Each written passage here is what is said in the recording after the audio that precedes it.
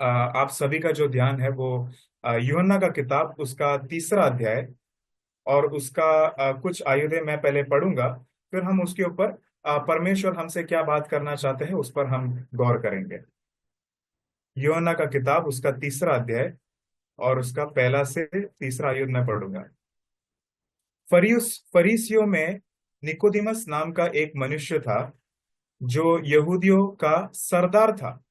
उसने रात को यीशु के पास आकर उससे कहा, हे रबी, हम जानते हैं कि तू परमेश्वर की ओर से गुरु होकर आया है, क्योंकि कोई इन चिन्हों को जो तू दिखाता है, यदि परमेश्वर उसके साथ न हो, नहीं दिखा सकता। यीशु ने उसे उत्तर दिया, प्रभु यीशु मसीह उसको उत्तर देते हैं, मैं तुझसे सच सच कहता हूं, यदि कोई नए सिरे से न जन्मे तो परमेश्वर का राज्य देख नहीं सकता। यहाँ पर निकोदिमस आकर प्रभु यीशु मसीहा को कहते हैं कि मैं जानता हूं कि आप परमेश्वर के द्वारा आए हो। वो परमेश्वर की बड़ाई करता है, प्रभु यीशु मसीहा को बड़ाई करके उनका उनके बारे में कहता है कि मैं जानता हूं कि आप परमेश्वर के द्वारा आए हो और आप बहुत बड़े बड़े चिन्ह करते हो और आप कोई महान व्यक्ति हो। पर यहाँ पर प्रभु यीशु मसीह उनको क्या उत्तर देते हैं कि मैं तुझसे सच सच, और बाइबल में जहां कहीं भी प्रभु यीशु मसीहा जब भी सच सच ना जो वर्ड का प्रयोग करते हैं तो उसका मतलब यह है कि वो जो बात है उसका महत्वपूर्ण और ज्यादा वो बढ़ जाता है, वो और महत्वपूर्ण बात होती है। मैं तुझसे सच सच कहता हूं कि यदि कोई नए सिरे से जन्मे न जन्मे तो परमेश्वर का राज्य नहीं देख सकता। यहाँ पर निकोदिमस कुछ और बात कह रहे हैं, प्रभु यीशु मसीहा कुछ और जवाब दे रहे हैं। यहाँ पर प्रभु यीशु मसीह कहते हैं कि जब तक तू नए नए सिरे से जन्म ने तेरा न हो, तब तक तू परमेश्वर के राज्य नहीं दे सकता है। आगे हम चौथवे आयुध में हम आते हैं, तीसरा अध्याय का चौथवे आयुध में। और जिस रीति से मूसा ने जंगल में सांप को ऊंचा ऊंचे पर चढ़ाया, उसी रीति से आवश्यक है कि मनुष्य का पुत्र भी ऊंचे पर चढ़ाया जाए, ताकि जो कोई उस पर विश्वास करे वो अनंत जीवन पाए। ये प्रभु यीशु मसीहा निकोदिमस से वार्तालाप करने के समय पर ये सब बातें वो कह रहे हैं।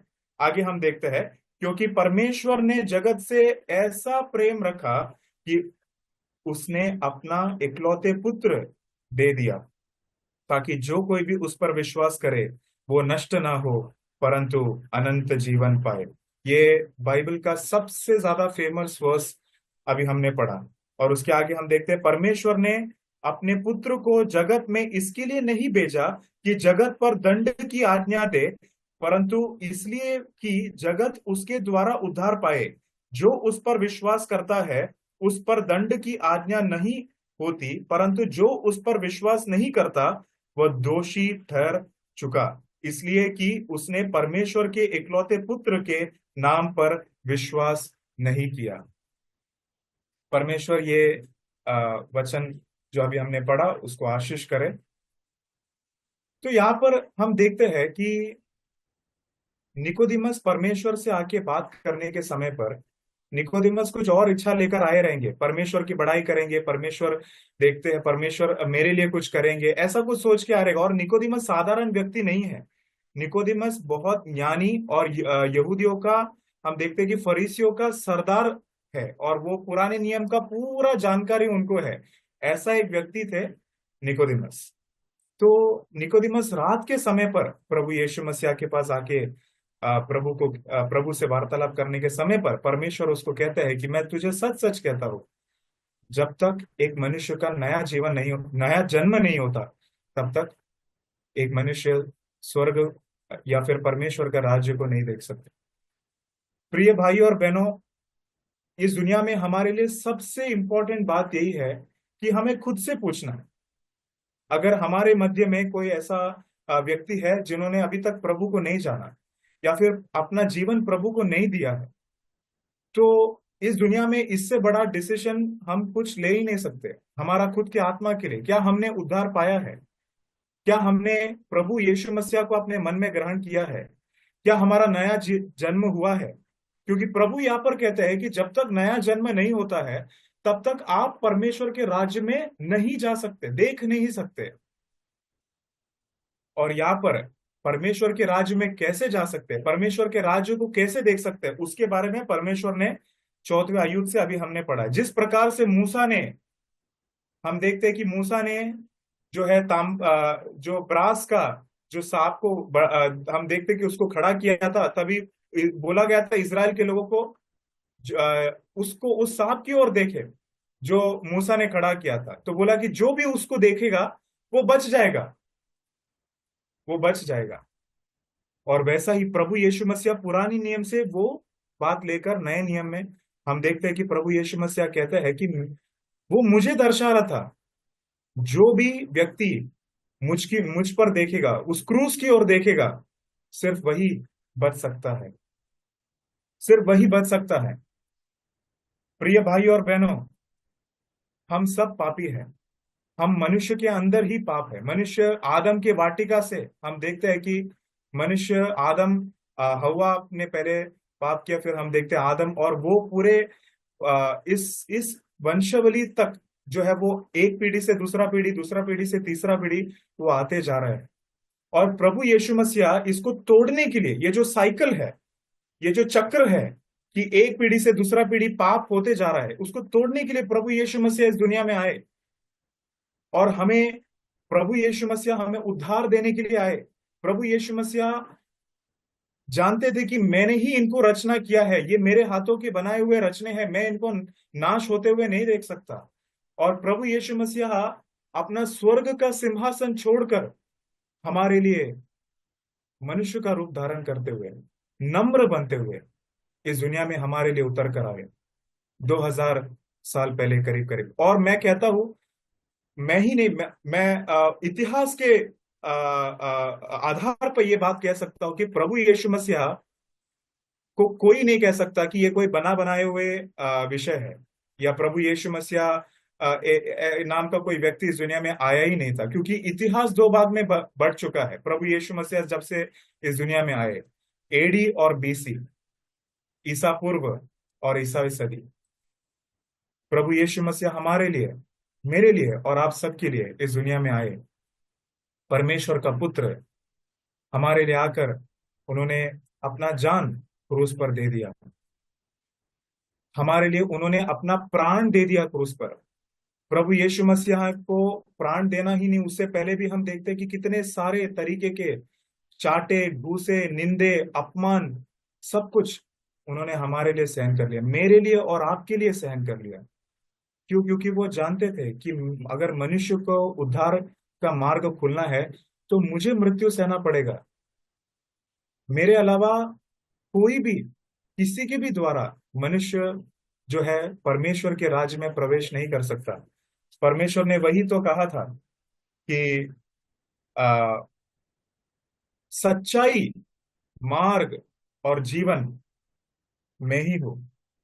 सच्चाई, मार्ग और जीवन मैं ही हूं। मेरे अलावा कोई भी परमेश्वर के पास नहीं जा सकता है। सच्चाई प्रभु यीशु मसीह है। सच्चाई कोड वर्ड नहीं है, प्रभु यीशु एक सच्चाई, एक व्यक्ति है। वो प्रभु ने कहा कि मैं हूं। प्रभु ने ऐसा नहीं कहा कि मैं एक सच्चाई हूं, प्रभु ने कहा मैं ही सच्चाई हूं, मैं ही मार्ग हूं, मैं ही जीवन हूं। और मेरे अलावा कोई भी पिता परमेश्वर के पास नहीं जा सकता। हम देखते हैं कि प्रभु ने ये भी कहा, हम वो वचन की ओर हम जरा जाएंगे। मत्ती का किताब उसका 7वां अध्याय और उसका 13वां आयुध में हम देखते हैं कि सकरा द्वार से प्रवेश करो, क्योंकि विशाल वो द्वार है और चौड़ा वो मार्ग जो विनाश की ओर ले जाता है, और बहुत से लोग उसमें प्रवेश करते हैं। बहुत से लोग जाते हैं नाश के मार्ग में, बहुत सारे लोग हैं, वो लोग जा रहे हैं। मैं कहीं पे तो इस प्रकार से मैंने सुना था कि लोग इस प्रकार से नरक की ओर बढ़ रहे हैं कि उनको डर लग रहा है कि उधर वो पहुंचने से पहले वो जगह भर ना जाए। उस प्रकार से लोग नरक की ओर जा रहे हैं, नाश की ओर जा रहे हैं। पर परमेश्वर ने क्या बोला? सकरा है वो मार्ग, जो सकरा द्वार से प्रवेश करो, क्योंकि विशाल है वो मार्ग, वो द्वार जो, और चौड़ा है वो मार्ग जो विनाश की ओर ले जाता है। बहुत सौ लोग उसमें चलते हैं। परमेश्वर चाहते हैं कि हम परमेश्वर के राज्य में हैं। परमेश्वर ने इसी के लिए, हम देखते हैं कि प्रभु यीशु मसीहा क्रूस पर पड़े पड़े भी हमारे लिए मध्यस्थ करते हैं कि हे पिता, हे पिता, इन्हें माफ करना, क्योंकि ये नहीं जानते कि वो क्या कर रहे हैं। प्रभु यीशु मसीहा उन लोगों के लिए प्रार्थना कर रहे हैं जिनको, जो प्रभु यीशु मसीहा को क्रूस पर लटका रहे हैं। हे पिता, इन्हें माफ करना, क्योंकि ये नहीं जानते कि ये क्या कर रहे हैं। प्रभु यीशु मसीहा को क्या हमने ग्रहण किया है? हो सकता है कि हम चर्च जाते हो, संडे को हम सुबह चर्च जाते हो, हम मीटिंग्स में जाते हो, या परमेश्वर के सब सेवकाई में भाग लेते हो, पर निकोदिमस भी वैसा ही व्यक्ति था, बहुत ज्ञानी व्यक्ति था, परमेश्वर का वचन अच्छी तरीके से पता था, यहूदी फरीसियों का सरदार था, पर उसका मन कभी परमेश्वर की ओर फिरा नहीं था। हम चर्च जाते रहेंगे, हम परमेश्वर के सेवकाई में थोड़ा बहुत हाथ बटाते रहेंगे, पर क्या हमने सच में उद्धार पाया है? क्या हमने परमेश्वर को अपने मन में ग्रहण किया है? क्या हमने हमारा जीवन परमेश्वर प्रभु यीशु मसीह के हाथों में समर्पित किया है? क्या हमने हमारा मन फिराव किया है? प्रभु यीशु मसीह कहते हैं, प्रकाशित वाक्य उसका 3 अध्याय और उसके 20वें आयत में, देख मैं दरवाजे पर खड़ा हूं, होकर दस्तक देता हूं। यदि कोई मेरे आवाज सुनकर दरवाजा खोलेगा, यदि कोई मेरा आवाज सुनकर दरवाजा खोलेगा, तो मैं उसके पास अंदर आकर उसके साथ भोजन करूंगा और वो मेरे साथ। प्रभु यीशु मसीह हमसे सेवकता, हमारे साथ सेवकता करना चाहते हैं। जो ईदन की वाटिका में मनुष्य का जो रिश्ता परमेश्वर के साथ टूट गया था, उसको परमेश्वर फिर से जोड़ना चाहते हैं। और प्रिय भाई और बहनों, अगर आपने प्रभु यीशु मसीह को अभी तक स्वीकारा नहीं है, तो ये दुनिया में आपको ये निर्णय लेना सबसे इंपॉर्टेंट है कि प्रभु यीशु मसीह को मैं ग्रहण कर लूं, प्रभु यीशु मसीह को अपने मन में मैं स्वीकार लूं, क्योंकि प्रभु यीशु मसीह ही हमको अनंत जीवन दे सकते हैं। परमेश्वर के साथ हमारा जो रिश्ता टूट गया है उसको जोड़ सकते हैं। शैतान ने जो हमारे आंखों के सामने पर्दा डाला है उसको खोल सकते हैं। सिर्फ प्रभु यीशु मसीह ही वो चीज कर सकते हैं। हम परमेश्वर के वचन में देखते हैं, रोमियो का किताब उसका 3 अध्याय और उसके 23वें आयत में, सब ने पाप किया और परमेश्वर की महिमा से वंचित हो गए। हम परमेश्वर की महिमा से वंचित हो गए। परमेश्वर का वचन कहता है अलग हो गए, मर्म उनकी महिमा से अलग हो गए। परमेश्वर चाहते हैं कि हम वापस से, हमारा जो संबंध टूट गया है वो जुड़ जाए।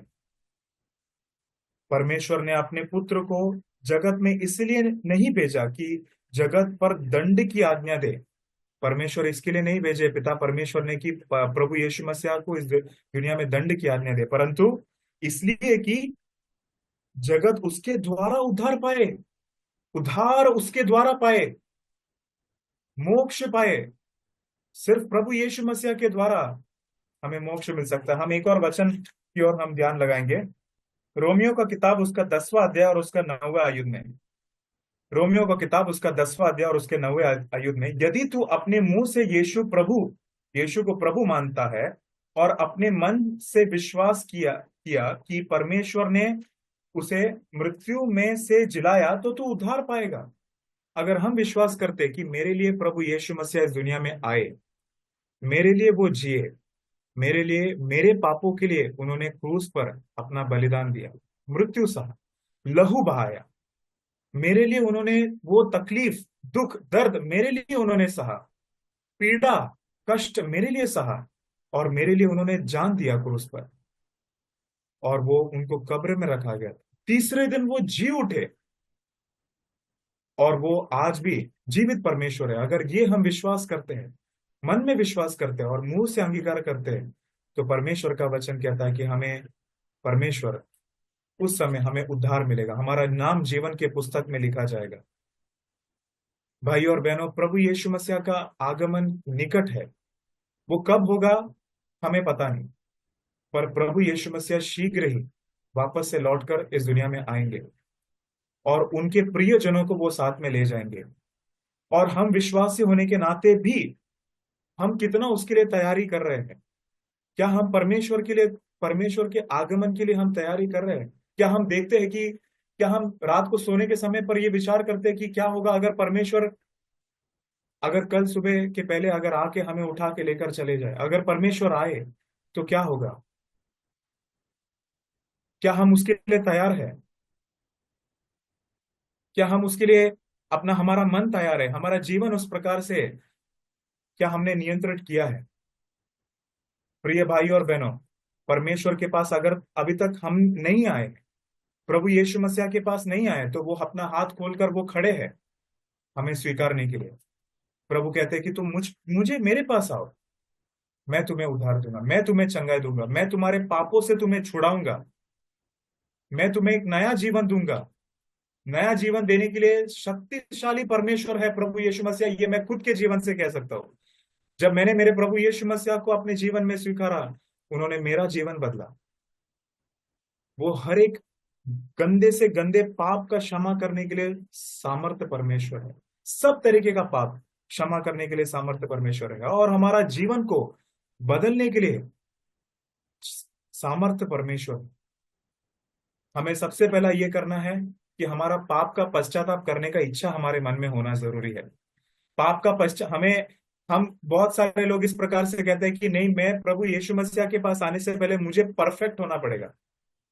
पर प्रभु ऐसा नहीं कहते। प्रभु कहते तू जैसा है वैसा तू मेरे पास आ, मैं तुझे बदलूंगा।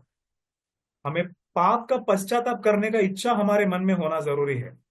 और दूसरी बात, हमें परमेश्वर के ऊपर विश्वास करना जरूरी है।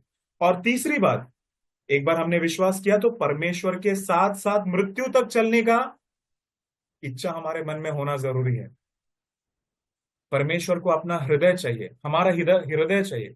आप हम उसका, आपका हृदय खोल के दो, वो आपके हृदय के अंदर आएंगे और वो आपके हृदय में वास करेंगे।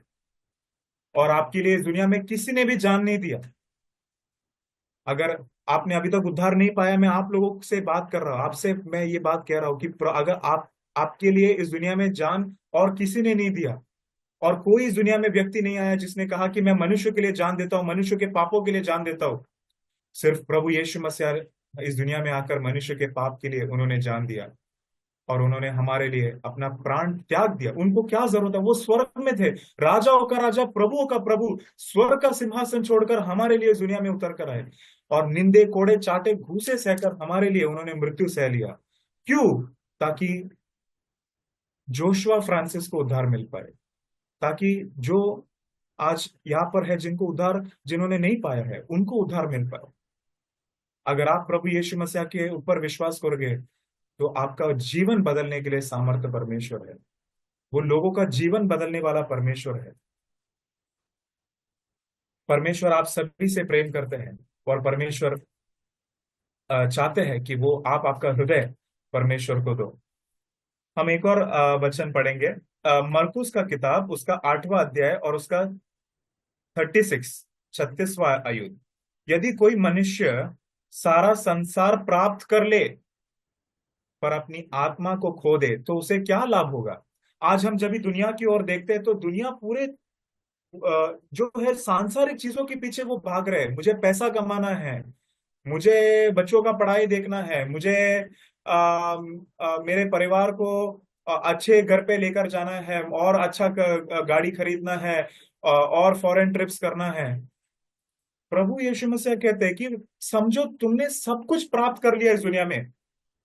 दुनिया का सब जो है, जो अच्छी अच्छी चीजें हैं, जो महंगी चीजें हैं, वो तुमने हासिल कर लिया। गोल्ड, स्वर्ण, चांदी, हीरा, सब कुछ तुमने प्राप्त कर लिया। पर अगर तुमने खुद का आत्मा को खो दिया तो तुम्हें क्या लाभ होगा?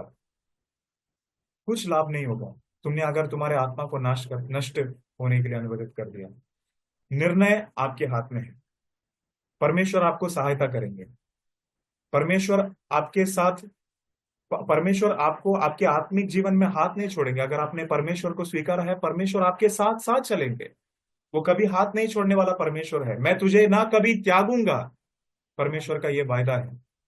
तो मेरे प्रिय भाई और बहनों, अगर आप में ऐसा कोई व्यक्ति है जिन्होंने प्रभु यीशु मसीह को अभी तक स्वीकारा नहीं है, तो मैं एक छोटा सा प्रार्थना करूंगा।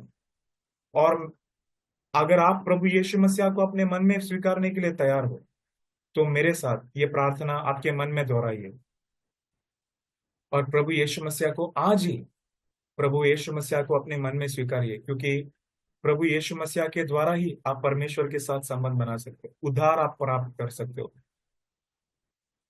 आप परमेश्वर के राज्य में प्रवेश कर सकते हो।